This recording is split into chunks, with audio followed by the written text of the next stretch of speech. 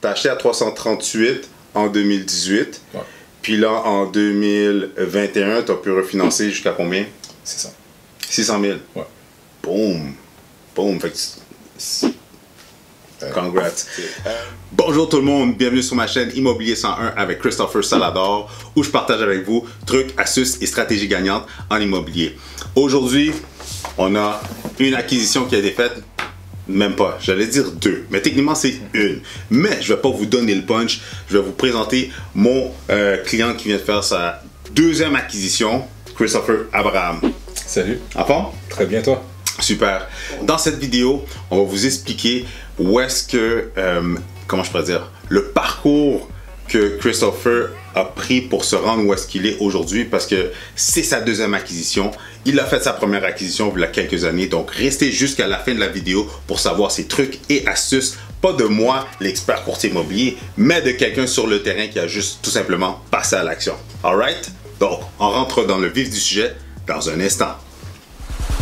Le marché de l'immobilier au Québec est en pleine explosion. Beaucoup d'opportunités pour les acheteurs de première maison et d'immeubles à revenus. Avec la méthode Salador, je vais vous outiller pour faire la meilleure transaction.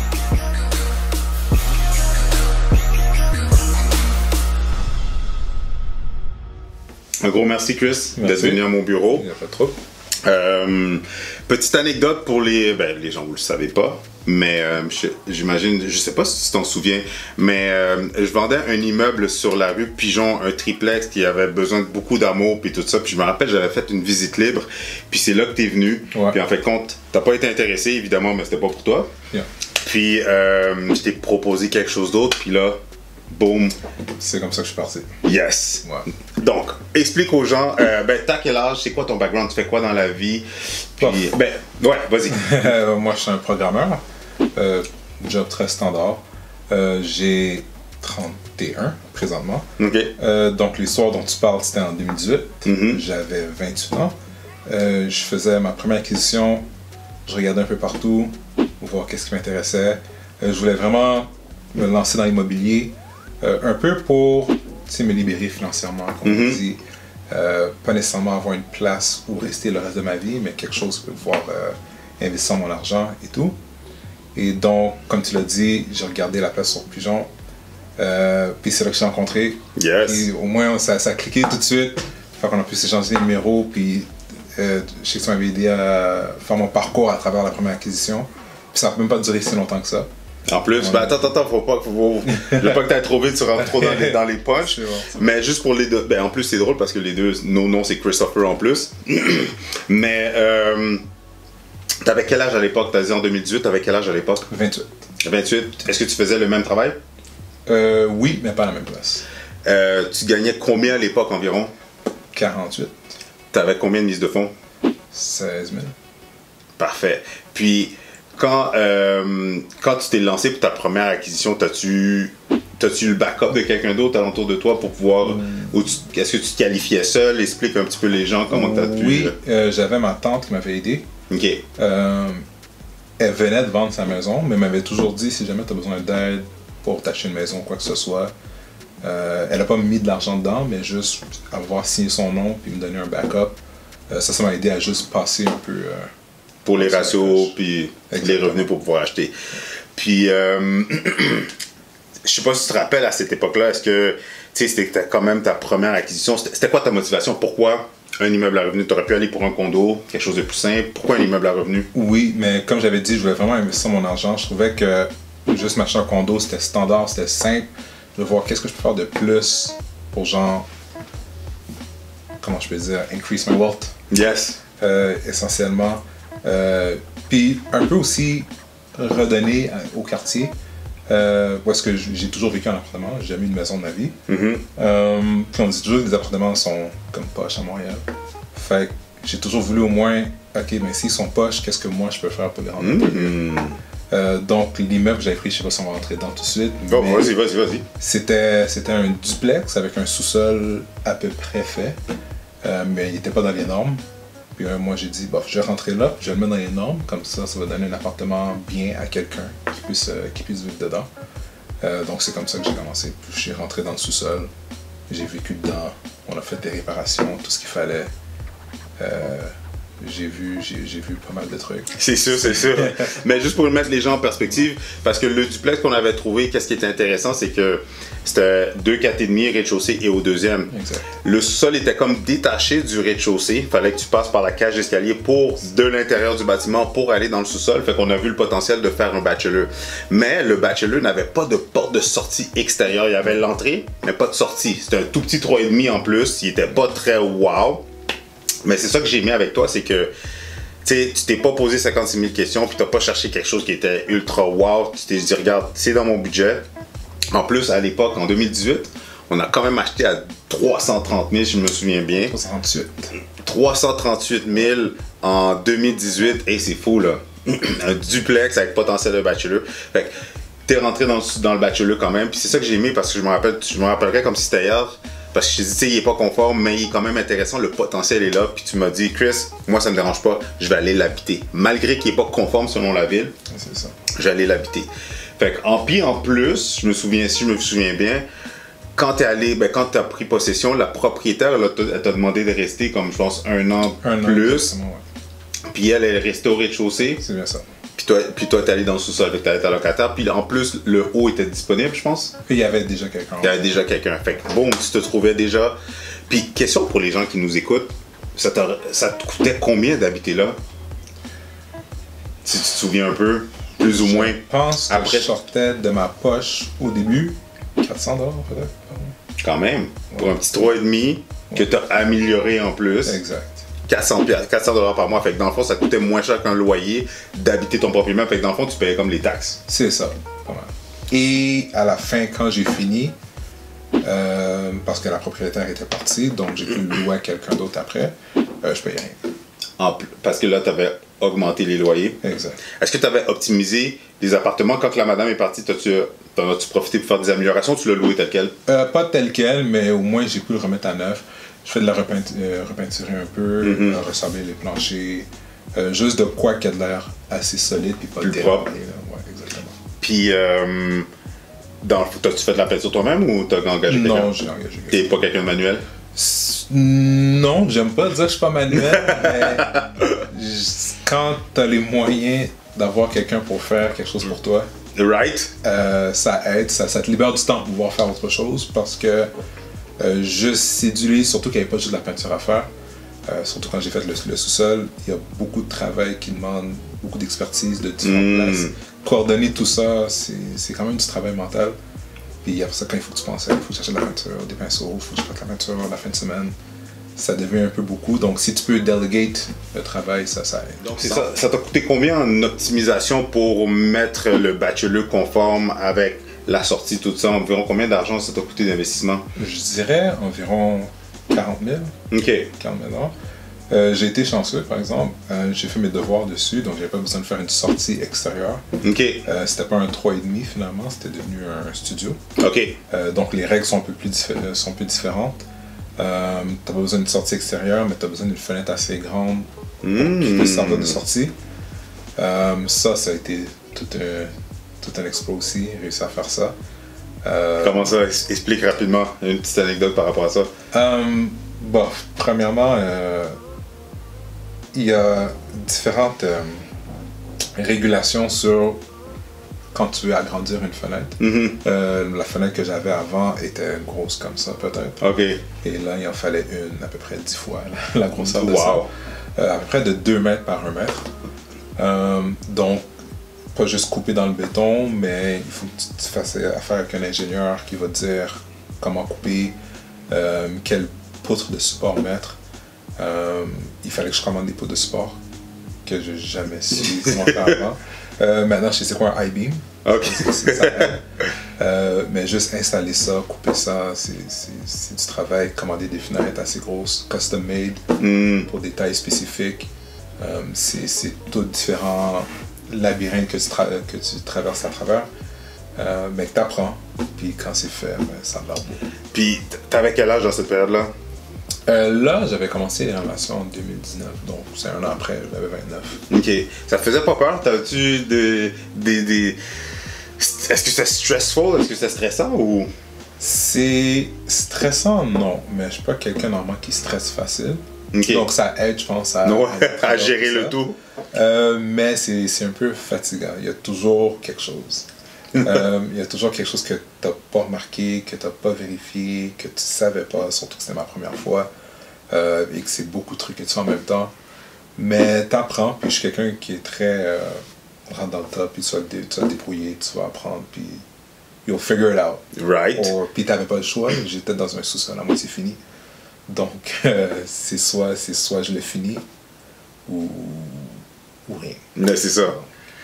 Mais, question pour toi, sans trop rentrer dans tes finances personnelles, mais est-ce que tu avais un gros budget pour tout, admettons, le 40 000 et tout ça? C'était quoi? Quelle créativité tu as utilisée? Tu t'es dit, bon, ok, j'ai-tu les moyens? J'ai-tu un coussin? Ou qu'est-ce que tu as utilisé comme moyen pour pouvoir faire ces rénovations-là puis passer à travers tout ça financièrement? J'étais assez chanceux. De première partie, j'avais pris une marge de crédit pour m'aider à faire les travaux. Mais un peu après que j'ai acheté le duplex, mais j'avais changé d'emploi. Ok. Et mon salaire avait augmenté de façon assez considérable. Donc, c'était beaucoup de sorties de la poche. Et ça avait tombé bien à un moment donné, en 2020, quand la COVID est arrivé, parce que personne sortait, donc j'avais aucune place où dépenser mon argent. Ah. Donc, je le mettais juste dans l'immeuble. Puis t'habitais toujours le bachelor? J'habitais toujours le bachelor. Ok. Ça te coûtait rien d'habiter? Non, dans ce temps-là, j'avais remonté en haut parce qu'à un moment donné, quand tu pètes tous les murs, il n'y a plus rien dans quoi habiter. Donc j'étais monté en haut pour laisser le temps de finir le reste des travaux. Fait que là, tu payais la différence? Je payais la différence ici, qui était quand même moins que ce que j'aurais payé pour un 4,5. Nice. Naturellement. Et puis le reste de mon argent faisait juste aller dans les rénovations, le upgrade puis tout ça. Exactement. Qui a fini par au moins juste assez se payer dans la différence d'équité que j'ai eu après. Moi, j'avais juste calculé en termes de quand je vais avoir fini dans 5-6 ans, les loyers vont repayer ce que j'ai dépensé là-dessus, mais ça a quand même augmenté. Je peux pas dire pourquoi, c'est juste à cause des rénovations que le prix des maisons a juste augmenté à ce point-là. Mais c'était pas de l'argent gaspillé. Nice. Puis dans le fond, une fois que les travaux étaient finis dans le bachelor, t'es-tu redescendu en bas ou t'es parti ailleurs? Qu'est-ce que ça fait? Je suis redescendu en bas. Le temps de juste finir. La grande majorité des travaux étaient finis. Donc la toilette est finie. Les comptoirs sont installés et tout. Donc c'était vivable. Donc je suis resté là le temps de pouvoir tout peaufiner et tout finir. Puis là, t'avais loué en haut? J'avais déjà loué le rez-de-chaussée, oui. Puis là, est-ce que ça te coûtait de l'argent ou tu faisais même du profit ou tu sortais de l'argent de tes poches quand t'es retourné en bas? Quand je suis retourné en bas, je breakais even à peu près. Sans louer le... c'est ça, toi en habitant en bas, t'avais même pas d'argent, t'habitais gratuit là, dans ton bloc. Exact. Trop cool ça. Et donc, quand j'ai pu louer finalement...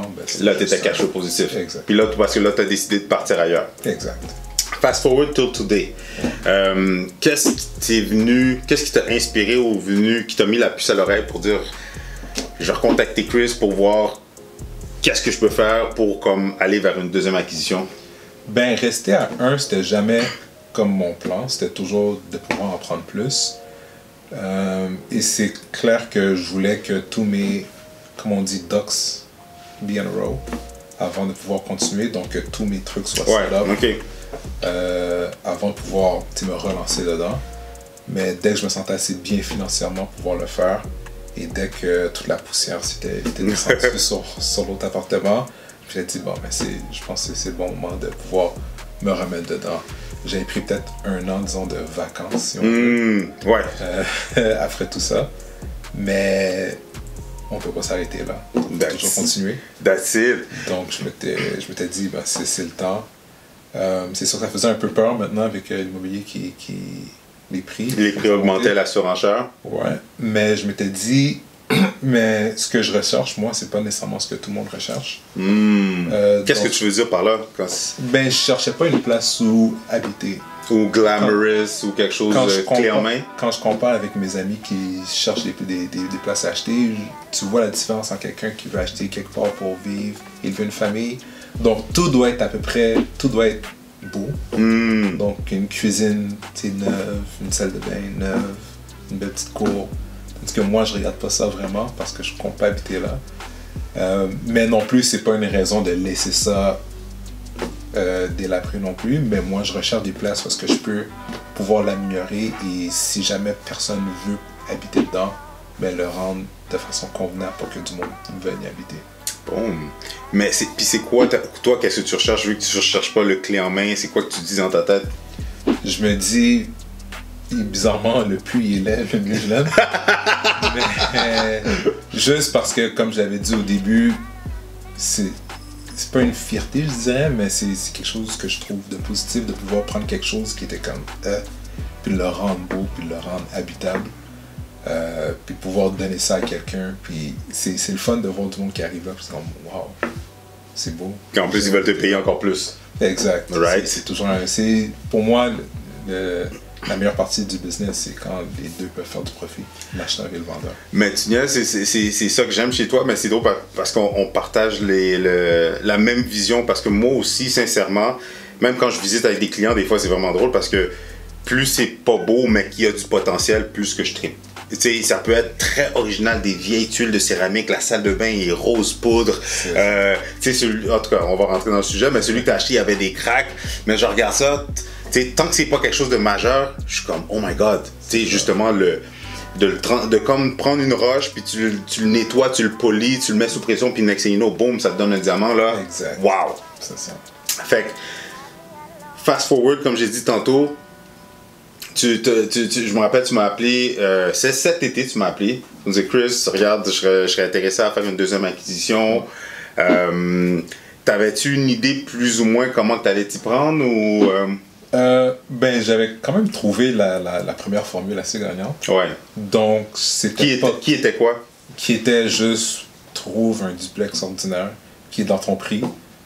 Puis si tu vois qu'il y a un potentiel de faire quelque chose qui va pouvoir l'améliorer, ben, c'est un winner. Et donc, c'était à peu près le même mindset que j'avais avec celui-là.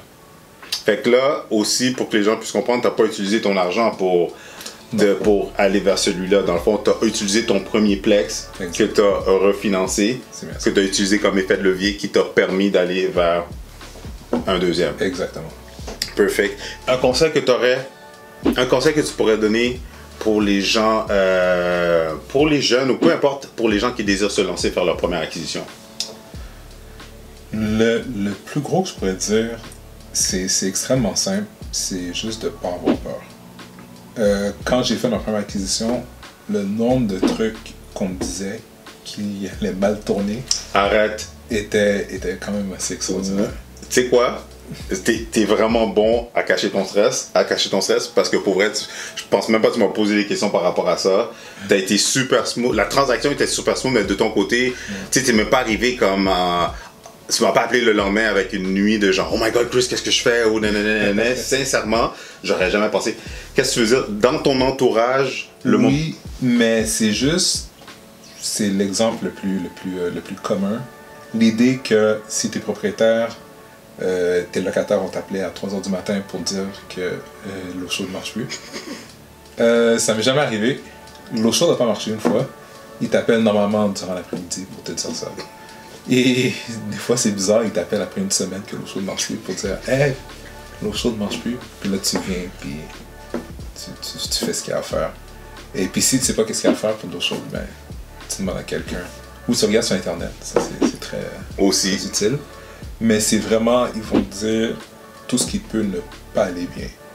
Et même dans les 4 ans que j'ai été propriétaire, il y a beaucoup de trucs qui sont pas allés bien, mais ça n'a jamais été si grave que ça. Puis c'est jamais des trucs que tu ne pourras pas passer à travers. On est tous passés à travers pire dans la vie que des mauvais locataires. Right.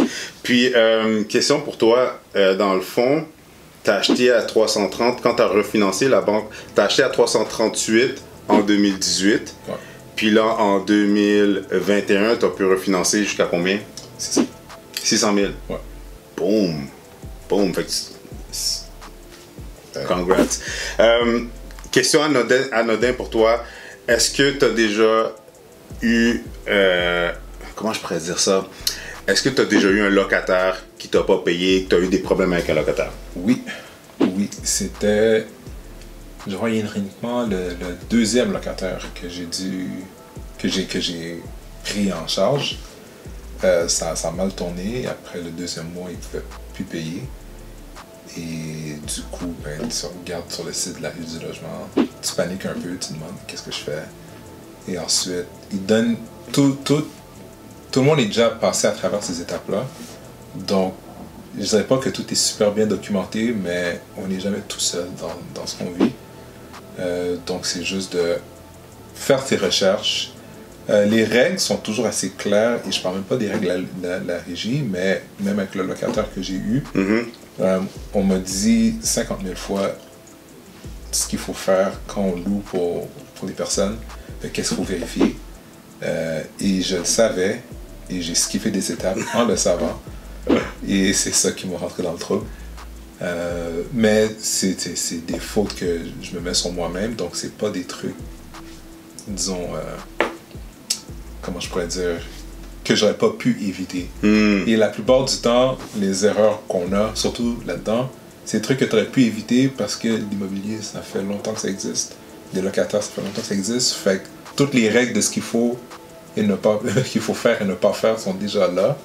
Donc, si c'est toi qui décides de les flouer, ben, tu les fais à tes risques. That's it. Puis, est-ce que tu dirais que grâce à ton premier, c'est ça qui t'a outillé, que ça a été comme ton banc d'école qui t'a pu te permettre de te rendre à ton deuxième puis qui va te lancer justement à de plus gros investissements? Oui. Et de plus, je dirais que même à part de l'immobilier, c'est que juste le fait d'avoir quelque chose dans lequel tu es responsable, que tu dois prendre en charge et que tu dois, disons, à quelqu'un d'autre, dont tu es locataire, ça te donne un mind frame différent. Et j'ai appris beaucoup sur les gens et moi-même en faisant ça. Et en plus d'apprendre sur la plomberie, l'électricité, la carpinterie. Mais c'est une bonne immersion dans le monde du business, je dirais. That's it. Pour les jeunes qui nous écoutent, qu'est-ce que tu leur dirais comme conseil? Comme je disais, pas avoir peur, se foncer dedans, mais surtout faire ses devoirs aussi. Je sais pas juste d'école, mais il faut bien lire avant de se lancer dans quelque chose, de connaître les risques, pas nécessairement de connaître tout à 100%, puis de connaître tous les détails, mais juste d'avoir une idée dans quoi on s'embarque, mais de pas laisser la peur nécessairement t'arrêter. That's it. Et un gros merci, Chris. Merci à toi. Je te souhaite beaucoup d'abondance puis de justement continuer à passer à l'action. Même tu es un exemple justement de quelqu'un qui exécute puis qui se lance, parce qu'à la fin de la journée, c'est comme que je dis beaucoup aux gens, tu n'apprends pas à nager en lisant des livres. T'apprends à nager en sautant dans l'eau. T'es la preuve vivante. C'est quoi? T'as fait ta première acquisition en 2018. On est rendu en 2022. T'es déjà propriétaire d'une deuxième acquisition. Et je t'en souhaite plusieurs autres. Qu'on fasse business encore pour les prochaines. Parfait. All right? Et un gros merci tout le monde. Si vous avez des questions ou des commentaires, mettez-les plus bas. Si vous voulez rejoindre Chris, je vais mettre ses informations. Si vous avez des questions, ça te dérange que les gens t'appellent pour... Non, pas trop. Alors, regardez, je vais mettre les coordonnées de Chris plus bas. Donc, merci pour votre écoute. Et s'il y a quoi que ce soit, better call Chris. Tu désires vendre, acheter ou faire ton premier investissement immobilier? Tu es au bon endroit. Le but de ces vidéos est de vous éclaircir et de vous permettre de passer à l'action pour réaliser votre projet en immobilier. Clique sur les liens plus bas pour réserver une consultation gratuite avec moi.